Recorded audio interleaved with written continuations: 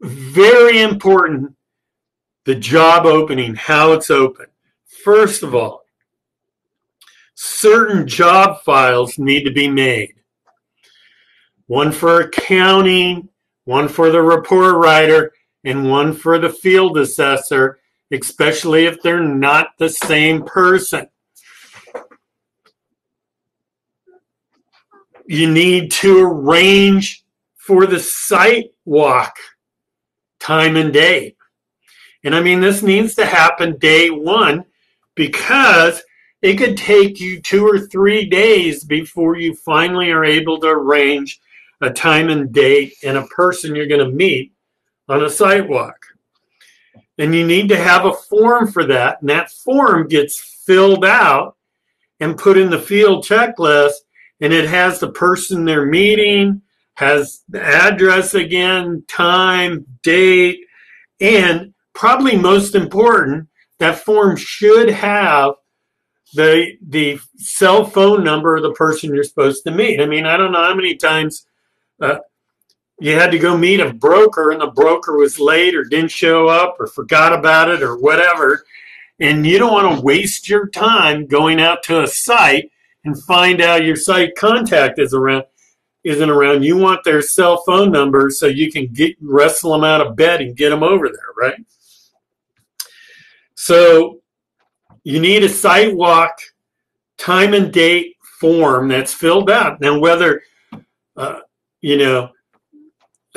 tech does this or a receptionist does this or somebody calls and arranges this, it doesn't matter who does it as long as that form gets into the field file, so it's a slam dunk. So the next thing is all the questionnaires need to be sent out.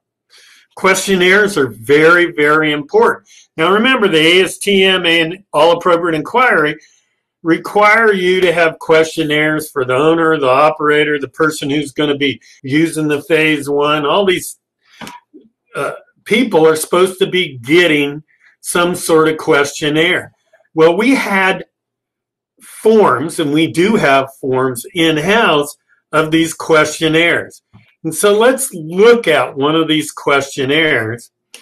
And the idea is the questionnaires are supposed to follow a certain format and ask the questions that you need for your standard Phase I, right? So we had different questionnaires for manufacturing, industrial, all kinds of things that we would send out. And this happens to be a tenant questionnaire for the person on site. And there's a lot of information that's going to help you do the site investigation of the site walk a little better. I mean, it's very, very important.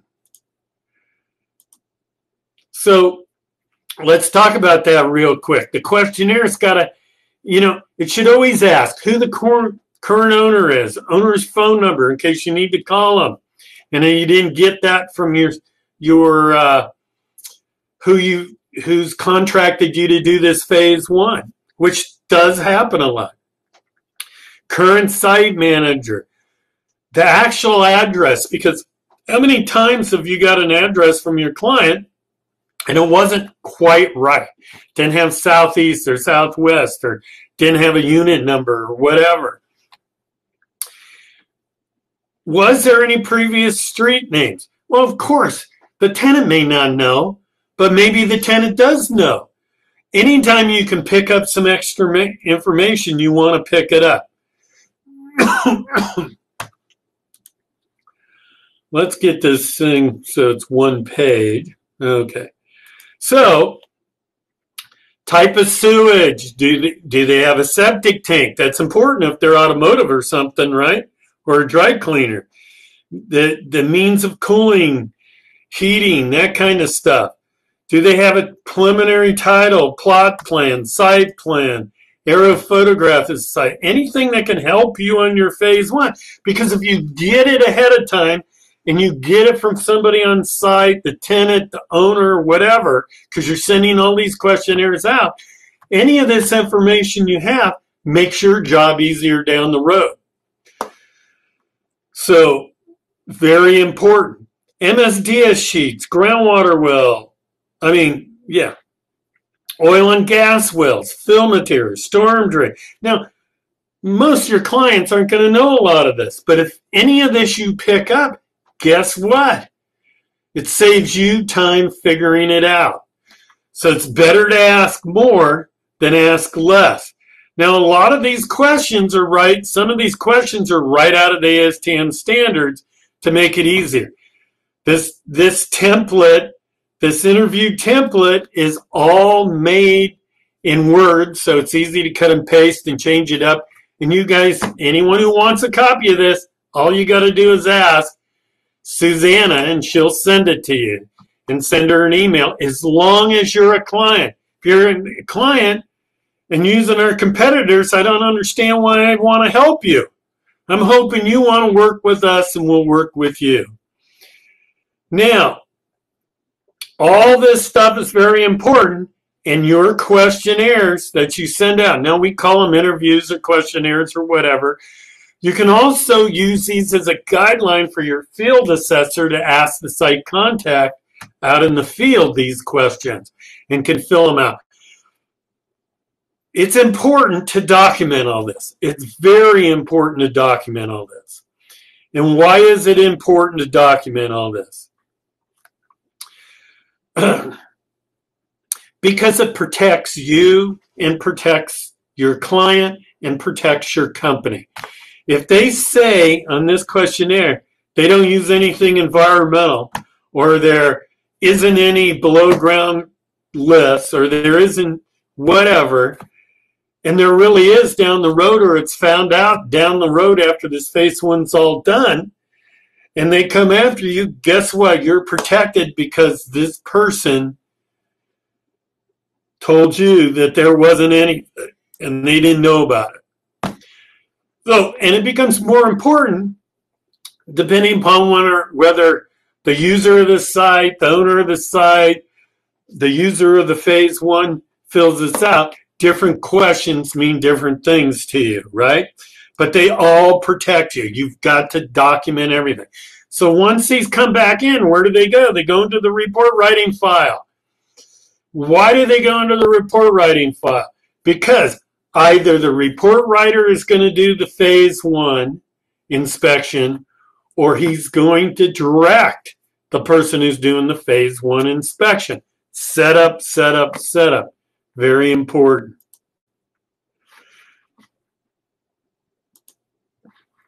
So, job number, send questionnaires. Let me see if there's another questionnaire. I wanted to, owner questionnaire. So the owner interview questionnaire is really pretty much the same, asks the same things, but it's got that stupid fair market value question in there, right? And this is where you can learn some of that stuff. It also's got the question in for environmental liens and AULs, right? You need to know if any of those, if there's any active use limitations or anything like that for the land. And so the questionnaires are all designed for the different people. Pretty cool, right? Very important that these go out ahead of time. And you should have a series of these for everybody you could think about asking. So when we open the job, we should have assigned the job number. We send the questionnaires. We arrange the sidewalk, fill out a form. So we don't, if you're doing 10 or 20 or 50 phase ones a month, you're not going to remember all this, right? You've got to document it real quick. And taking that extra few minutes to document it will pay off in spades down the road. Order a rec check, radius search, and regulatory historical search. Now, the historical search, aerial photos, fire insurance maps, city directories, you may not need to order them depending upon, if you know the city it's in, you know where to get that stuff remotely. At the main library usually has all this stuff, that kind of thing. You may not need to order it from us or someone else. If you do, we're under 3-day turnaround. We're usually right around 48 hours or less now for a whole package in a turnaround. Our radius search report gets to you within a matter of minutes, usually anywhere between 30 and 60 minutes. Our rec check report has a tremendous amount of history in it. So you need to order that right away because you're going to want to review that and review the history before your site assessor goes out and does the sidewalk, or you go out and do the sidewalk. Remember, when you go out and do the sidewalk, you only want to do it once. You don't want to have to go back. You don't want to have any problems because that costs money every time you have to go back. You also want to know whether you have to do a file review, a regulatory file review on an adjacent site. Well, you're going to find that out in the rec check report. Our rec check report is a radius search, same as, EDR does and everything else, but it's better. It was designed, written, put together, and managed by environmental professionals. And I mean environmental professionals, me being one of them. So we will talk about that rec check before the sidewalk a little bit. Remember, we're still preparing. So we already created the field folder. Let's go to the next one. You ordered the rec check. Things to review before the sidewalk. So we're not quite there yet, but we're going to do that. So we want to review subject site and adjacent site. This used to be more important than currently, and I'll tell you why. ERS has an app. This app is available to all our clients. Again, you can request the link to the app from Susanna. It's built for an Android phone or an iPhone, and literally with your phone standing in front of the property just before you're ready to do the sidewalk, you hit a couple buttons on this app. It sends us an email. It runs a report of the subject site and immediately adjacent, and back comes in a matter of minutes, and I'm talking 3-4 minutes, a report on your subject property and immediately adjacent sites. And it's a real brief 2-page report just identifying the main things: leaking underground storage tanks, spills, hazardous materials usage by your subject property, above ground and underground storage tanks, that kind of thing, so that when you do the sidewalk, you right away know where to look. You know to peek over the fence on this adjacent site. You know to look for hazardous materials usage because they've done disposal on your site. All these things are now in an app. So it used to be very important to review the radius search report before doing the sidewalk. Now it's not so much so. But it still may be important if your field assessor doesn't have the experience that the report writer does to identify things and remind them of what they need to look for. So review of the radius search report or using our app is very, very important. So if you want access to the app, just go ahead and contact Susanna. Again, we'd appreciate it if you're a client of ours. And we do appreciate our clients. In fact, we appreciate all of them. Even some of the non-paying ones. But usually everybody pays because most people in this world are pretty honest. So in any case, these are the things you should look at within the rec check report. So you're going to look at the subject site, adjacent sites, quarter mile, 16th mile map. We're going to go over that. Site listings and possible files you need to review of adjacent sites or your subject property, right? So let's talk about that a little bit, and let's go to,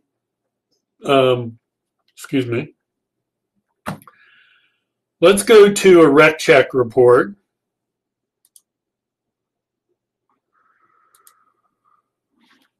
Here's our standard rec check report.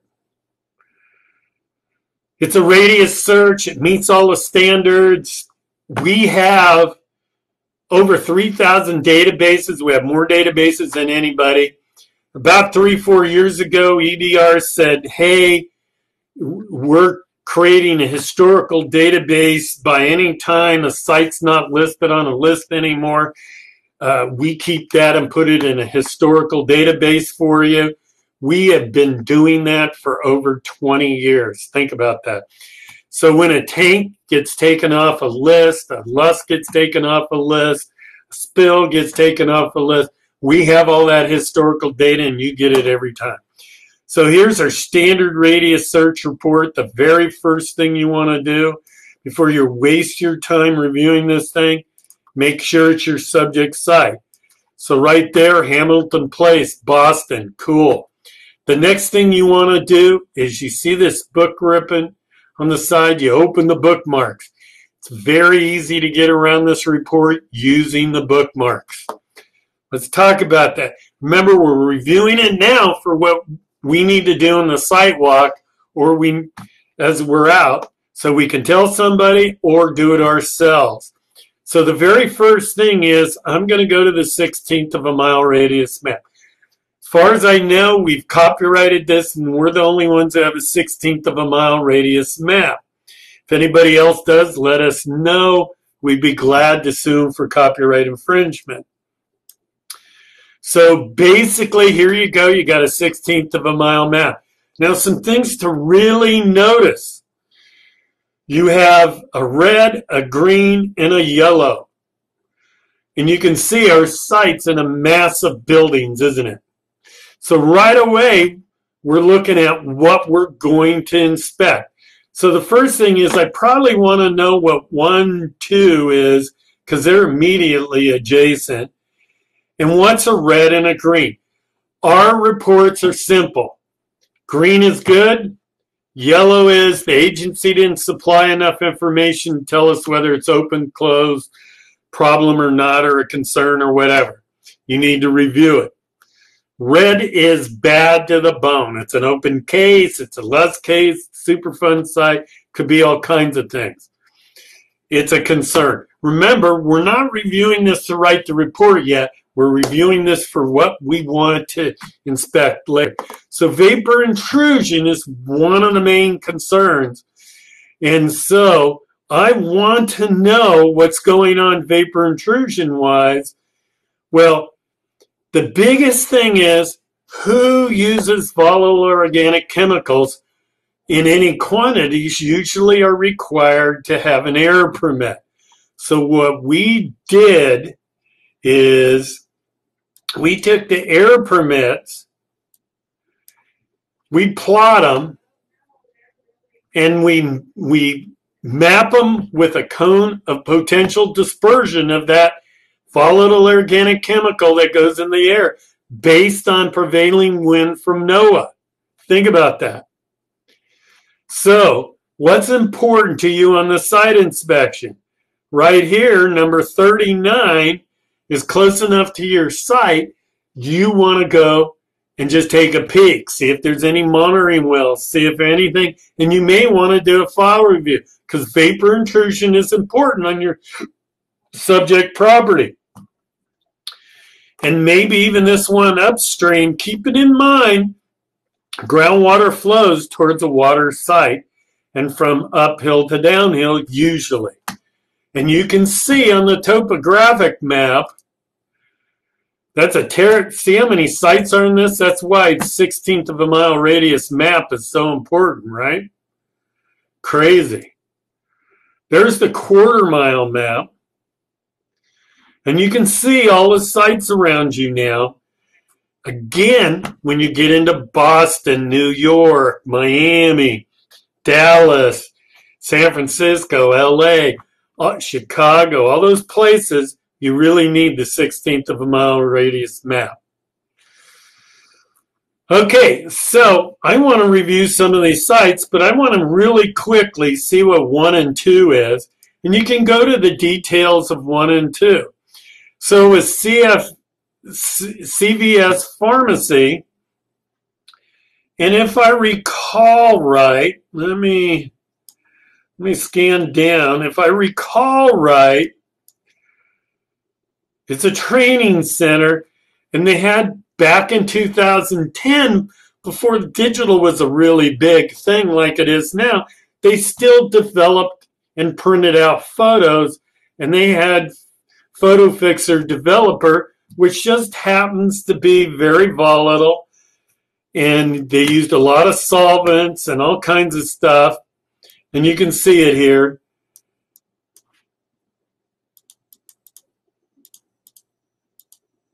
And so I'm going to want to peek on that site, and I may also want to do a file review on that, at least make the phone call to see if there's any more information on that immediately adjacent site. So let's go to 2, and I go into more detail on how to interpret these data, how to use our report, and all kinds of stuff. Today, we're just trying to go in and do the prior setup for your site walk to gather the appropriate information, so when you sit down to write the phase 1, you've optimized and done everything as quick as you can possibly do. So 2, again, handled hazardous materials, Staples office store, dollars and cents printers. That's interesting. Back in 2010, publishers, printers, interesting. And we're still picking up CVS Pharmacy used it a little bit. That's interesting too, different address, right? So they're a small quantity generator. Yeah, I'm going to want to know a little bit what's going on. And then right away at the end, I'm noticing 3 is a publisher. So where is 3 located? And 3 is right here. It's a little bit away, but it still could be a concern for our site. So I might want to do a file review on those sites. Now, I know the groundwater in this site definitely goes that way. I'm not going to worry too much about this. I'm going to review it when I write the report, but I don't think I'm really going to need to review it for the right now to set up for the site walk. Okay? So we reviewed the quarter mile, 16th of a mile map, site listings, possible files to review. We picked up some local history, and we should have gotten our environmental questionnaires and owner questionnaires back. So we need to now make sure that the field folder is complete and ready for the field inspection, site inspection, whatever you want to call it. So remember, as you have questions, go ahead and ask them. You need to slow me down once in a while, only because I start booking. So now remember, you got a field folder all prepared and ready to go, right? So you need to make sure it's got the site contact name and number. We have a form for that. Site location map. Take the map right out of the rec check report. So let's go site location map. There's the site location map. That's kind of cruddy because it's on an aerial photo and you really can't make out the site. This is better. See where the star is? You want to print a copy of that. Now, keep in mind, every one of these maps are identified as a figure, has a job name on it, has your company name on it, right? Here, automatically. This is important. Why is this important? If you don't have to create a site map for your report, you're saving 5 or 10 minutes for somebody doing that for you. So here's your site location map. You can use the aerial or you can use this map. It doesn't matter. Either or. It depends whether you're rural and which ones you like best. One thing I want you to note here is, see these contour lines going like this? That does verify that groundwater is going that way. Okay? So remember that. Okay, so let's get back to, I just zapped something, so hold on a minute. That figures, right?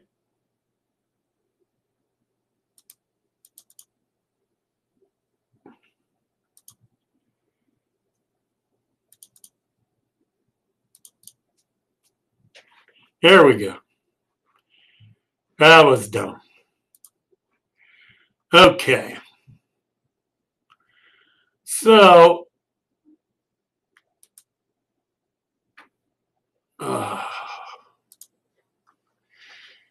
see what happens when you get older? So, we're still preparing and filling out the field folders, so it's a slam dunk doing this thing. So, you want to provide a map for marking them.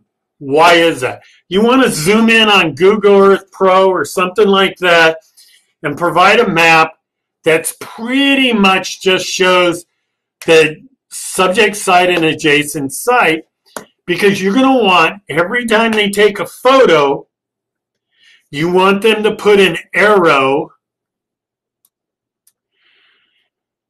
on that map showing the direction the photo is taken in and from where it's taken, and put the photo number right there on the map. Now, you don't want to necessarily do it as they're walking around, because it's going to be hard to juggle everything as it is. But it's very important, because even if the report writer is the same person who does the site inspection, you might do multiple sites. You want to remember the different photos for your site and their location, so you don't forget something like that. Remember, if you end up with 10 or 20 or 30 photos, you get back to the office and you don't write the report for 2-3 days, guess what? You may forget something. This way you'll never forget it. Field checklist. Everybody should have a field checklist that the field assessor or inspector takes out with them. And that doesn't matter whether it's the report writer is the same person. Just doesn't matter. A field checklist protects your company from whoever does the site inspection in missing something. And so let's go over a field checklist and how important this field checklist is. So in a field checklist, we had field checklists for vacant land, for commercial office residential, and for industrial. Let's do the industrial one. Keep in mind, you can get copies of this to take some ideas or whatever out of it for your own field checklist. But everybody should have a field checklist, and this field checklist should be completely filled out in the assessor's car just before they leave the site, because if they forgot something or forgot to look for something, they can go back. You don't want to have to ever go back out to the site. It costs money, it costs time. So here's our field checklist. I want you to notice, see those Q numbers?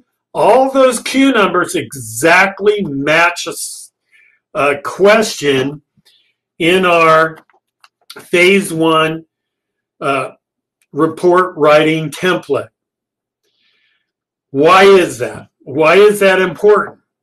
That is important because what happens is this field checklist comes back in the field.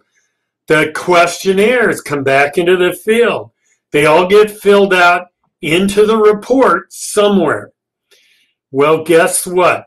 These match exact questions, and you can have a word processor type them in. They don't need to know environmental because they just type them into that section. And the report writer, when they write, are going to have half their Phase I already filled out for them. They just need to check them and make sure they're cool. A word processor is a better typist than 98% of the report writers. I mean, they should be able to do 140 to 160 words a minute. A report writer's lucky if there's 60, 70 words a minute. Give it to them. Save yourself some time and money. You can hire a part-time word processor that works out of their home. You just send it to them. It's not a big deal. It makes things go quicker, faster, smoother, and saves you time and money. So remember, all our questionnaires are property, we call them checklists or cue sheets, are designed to make sure nothing is missed and ask all the important questions. Total number of units, units inspected, what was the fuel source for the heating and air conditioning units? Are there existing wells, odors, waterways, wetlands, pits, lagoons, existing storage tanks? I can go on, but there's a whole bunch of things in here that all key.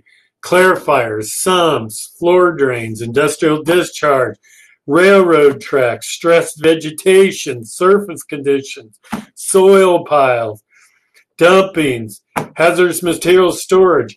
There's always catch-alls like other environmental concerns. How to take the photos. Minimum 6 inside, minimum 6 inside and outside, right? Adjacent site, what it is. Do you see any visual concerns? Remember, the field inspector is definitely the eyes and ears for who's ever writing the report. Even if they're writing the report, and this cues them on checking everything that's important. Stormwater discharge across the site. Stormwater discharge is transferred to what? You know, no known facility, storm drains, culvert, sumps, street gutter, pumps, you name it. These property condition checklists, and we've got one for industrial, commercial, vacant land. Pretty sweet. They work really good. Make sure you put the right checklist into the field folder. Know what to look for. This is where the report writer who reviews all this data, reviews the historical real quickly, puts notes in there on this field checklist so that the field assessor will pay attention to it. And I used to put a copy of a 1/4 mile and 16th mile radius map. Pretty cool, right? Okay, the sidewalk. Now we've got a fully prepared field file. The field inspector really doesn't have to take time to review all this stuff. It doesn't hurt once you get to the site, but really doesn't have to do that because it's all prepared for them. They've got everything they need to know. So that 15, 20 minutes you had a receptionist or a tech or somebody else, even the report writer, set up that field file form is so important. Even if you're doing the sidewalk yourself. I can't emphasize it enough. So the very first thing on the sidewalk, this person goes to the sidewalk and gets the business card of the site contact, on-site person, manager, and or owner. Everybody that they're going to meet with, make sure you get a business card. Then you don't have to write it down, worry about spelling, anything, get a business card. Outside, before you do anything, take the report cover photo. That is the most important photo that they can take. Why? Because if they're doing multiple inspections in the day, that first photo should cover the front, the sign, the address, everything. So at a glance, you can see on that report what site your client will know what they're reviewing. It will separate the next set of photos you take to this particular site. So if you're doing 3 sites, the first photo is always the front, and it separates all your photos so you don't get your photos mixed up. Work clockwise around the perimeter. Always do the same way. Now, keep in mind, sometimes the site contact, the manager at the site, whatever, tries to dictate which way you do your inspection. But if you can influence it at all, always try to do it clockwise. Do it the same direction. I don't care if you do counterclockwise every time. But as long as your whole staff all does it the same way, you always know. And you're walking around the site with pictures. Pretty sweet, huh? And you can remember all that. It's pretty cool. Take pictures of everything, especially things you don't know what it is. Good things. Good hazardous material storage. Double containment. MSD book. All those things, good things, bad things, things you don't know, are all good. Remember, the sidewalk is a point in time, and you're documenting what the site looked like at this point in time. So if they keep doing the same operation and 5 years down the road, they get nailed for a spill and it wasn't in your phase one, and you've got a picture of that area and it was spotless, guess what? You protected yourself, your client, and the company. Pretty cool. Take pictures of everything. Don't mark photos as you go because you're juggling the camera. You're juggling the field checklist and trying to fill it out as you go. And you're also talking to the client and asking questions. Hey, what is that? What is this? What is that? Meanwhile, filling out a site interview sheet because you're asking them all the questions and you're documenting. No drains, subsurface features, French drains, clarifiers. That is what the field checklist really helps make sure you get everything. Note them on a map because you know where the hazardous material storage is and what direction it flows to a drain. Is there a drain where all this can go? And there's staining on the floor, that kind of stuff. Big deal. Remember, we teach a class on surface features and interpreting those surface features so your assessors know what to look for, and we give that webinar once in a while. We also do it on interpreting historical aerials, and we change it up every class so there's new things. And we actually, the last couple times, have really had fun, and we had 40, 50 people attending these webinars. So it's kind of fun. So anyway, now you've done your site inspection.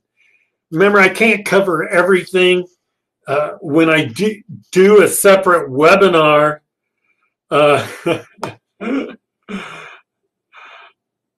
Thanks, Ashley. Hopefully I'm mixing it up so people do want to come back. So anyway, back at the office, immediately download those photos. That site inspector should immediately download them. Write the little description under them, make sure the numbering's right, make sure you've reviewed the mark on the map, the direction, the aerial, everything's cool. Submit, sign the interview sheet from on site, and then take that file folder, that field file folder, and give to the report writer or put in a file so the report writer, file cabinet so the report writer knows to grab it. Remember, all this setup, procedure, everything is going to save you time as you go along. So our next one is optimizing phase 1, 2. And really, I'm just going to briefly touch on it just real quickly. But we're going to talk about reviewing the sidewalk photos, ask questions of the assessor, review the questionnaires, all that stuff. All that standard stuff. But that's an optimized 2. And I'll give you some shortcuts and I'll go over some of the ways to review the historical information you've got. The aerial photos, fire insurance maps, city directories, how we make it easy for you to review it. We'll also go over the ERS report writing template. Now, keep in mind, if you do a lot of phase 1s, we would go ahead and incorporate your report writing template. So when you get radius search report, certain things automatically shoot into your report writing template, and then you get it. If you'd like us to do that for you and you're our client, let us know. We'd be glad to help you. Okay, so that's pretty much it. This is supposed to be a 45-minute talk. I already went 48 minutes. Didn't mean to keep you guys. I hope it was beneficial to you all.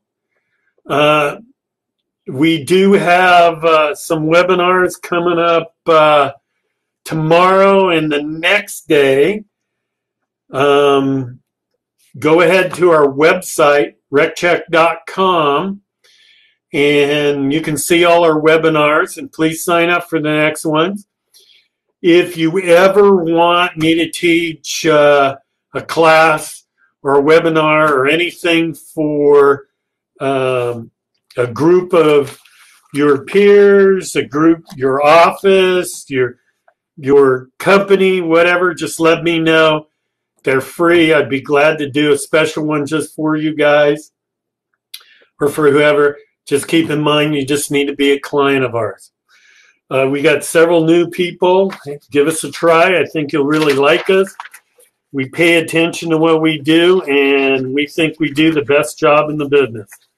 So, you know, I don't know what else to say, but I hope you picked up a little something from this. And if you want copies of any of these forms, questionnaire, field checklist, interview sheets, anything like that, let Susanna know. We'd be glad to get them to you. And thank you for attending, and we do appreciate your business. Very much so. So, if there isn't any more questions, I must have been thorough enough, and everybody must have picked up something. Everybody have a great day. I don't know, I'm in California. It's beautiful here. I hope it's beautiful where you are.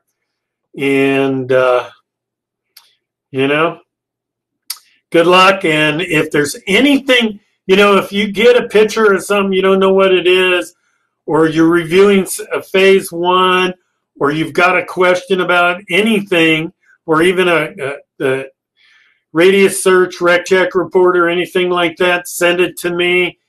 Give me your phone number. I'll call you back up and we'll talk about it. That's all free service we provide all our consultants.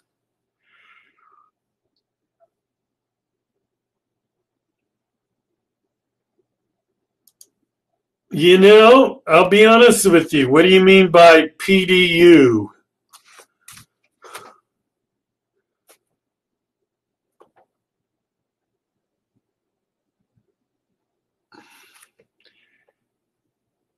You mean credits?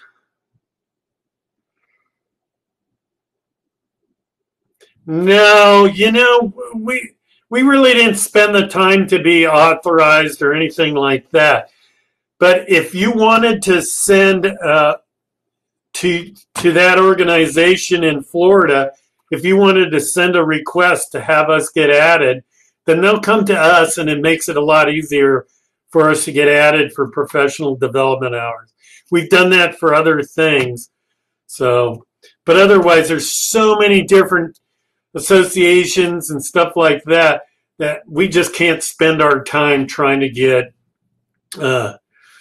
you know, certified or approved or whatever you want to talk. And we try to make these webinars fun and learning and not too serious. So, you know, but we could, if you wanted to go ahead and let them know to contact us. Any other questions or anything? If not, everybody have a wonderful day. Thank you for attending.